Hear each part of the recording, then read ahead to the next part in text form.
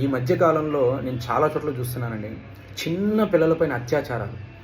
అమ్మాయిలున్న తల్లిదండ్రులు ప్రతి ఒక్కరు కూడా జాగ్రత్త పడండయ్యా. అంత 10 సంవత్సరాలు, 15 సంవత్సరాల లోపల పిల్లలు, చిన్న పిల్లలు, లేత పిల్లలు వాళ్ళపైన అత్యాచారాలు చేస్తున్నారు. అసలు ఎటు వెళుతుంది సొసైటీ? ఎటు తీసుకొని వెళుతున్నారు? కఠినంగా శిక్షించద్దు అటువంటి వాళ్ళని. ఎంత కఠినంగా శిక్షించాలి చెప్పండి?